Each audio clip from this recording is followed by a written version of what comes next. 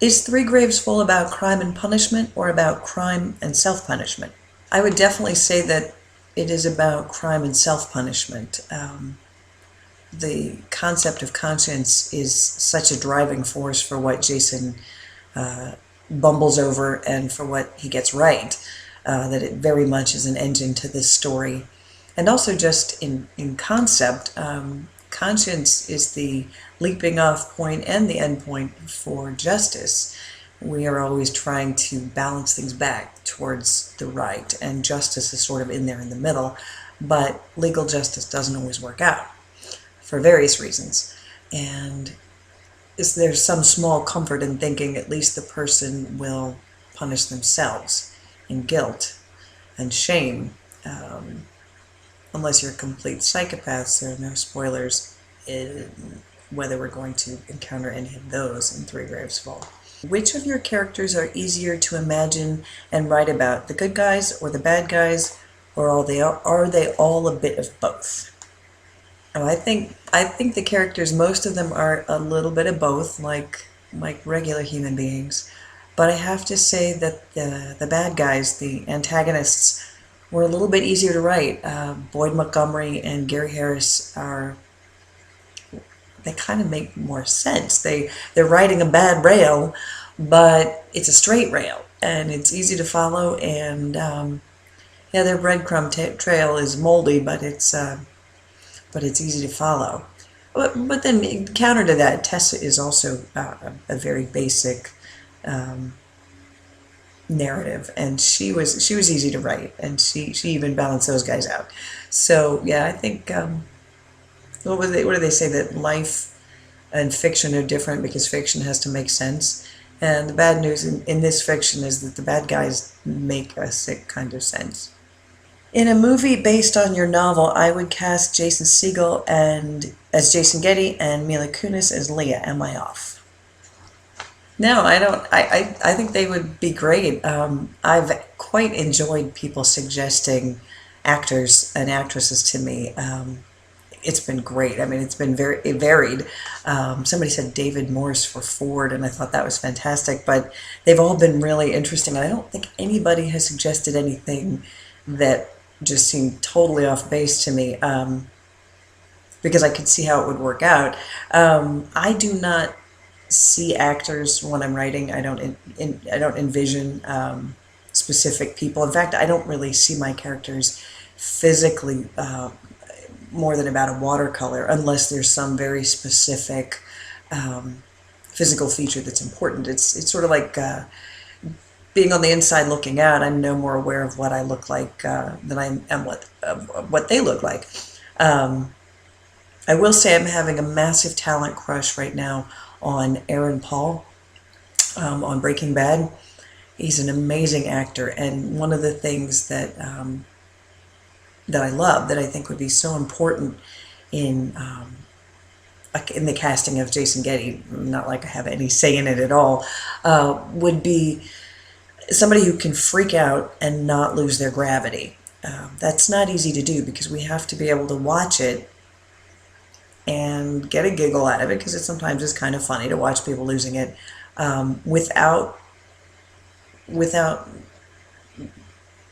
judgment or any feeling of superiority. You have to still be there with them. Their gravity has to hold you to the awfulness of the situation. So just an actor who could pull that off would be great. Is Three Graves Full close to your original idea for the book, or did it evolve into something unexpected? Three Graves Full ended up being pretty close to what I had envisioned. When I first came up with the scenario, it was a pretty wide angle shot, so kind of anything that could happen. But as it narrowed down and I started working with people in publishing, in the revision process, it was one of the most gratifying things was to intersect with all of these people who reacted to this scenario very similarly to the way I had. And so in the end, it was very much what I had hoped it would be. So it's been a dream come true. I mean, really great. So yeah, this is what I would have wanted for it. When you write, do you forget all about your daily life or is it present in your writing? I would have to say that I pretty much forget all about daily life when I'm writing. It's one of the few things that actually is a resistance that I have to sitting down and getting work done, which is terrible, um, because I leave everything behind. I forget it, and then I get so involved in what I'm doing and what I'm trying to explain and create on the page that it's very hard to go back and leave my make believe world and go get the beds made and the groceries picked up and all that stuff that has to get done.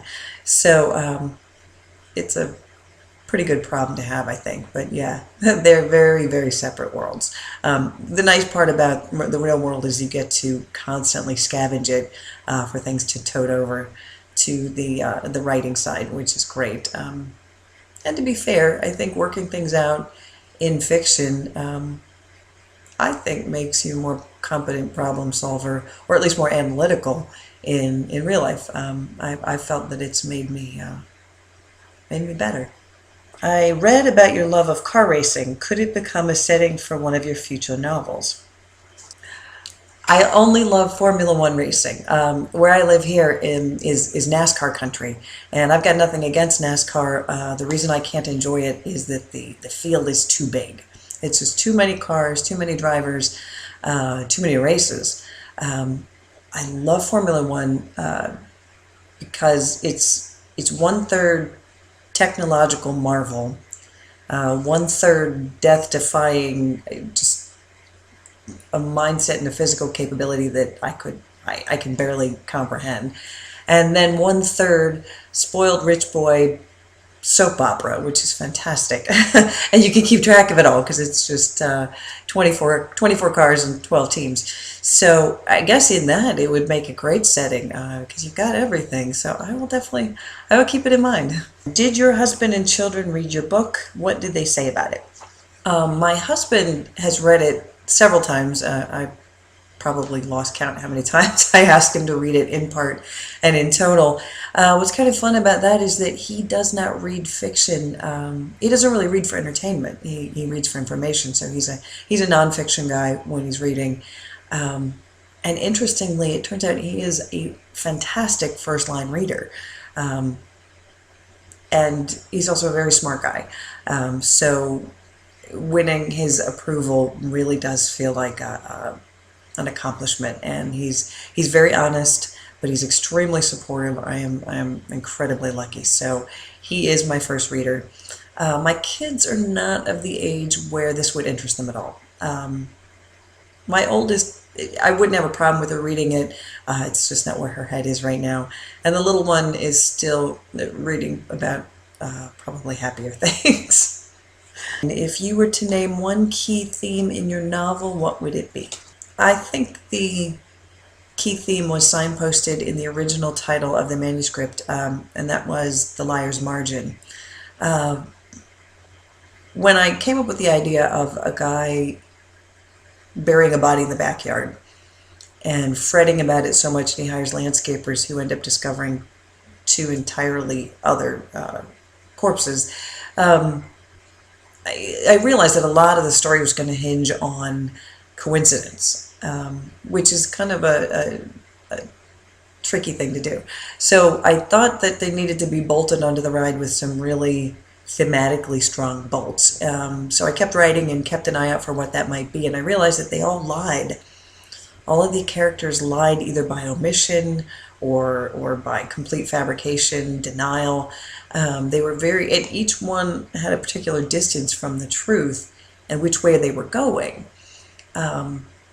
And that was kind of the hallmark of their character. So that was kind of interesting to watch. And that, I guess, the direction of your push towards the truth is kind of the running theme in it.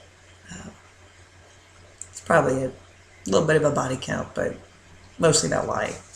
And if you could really inhabit the imaginary world you've created in your novel, which of your characters would you least want to be?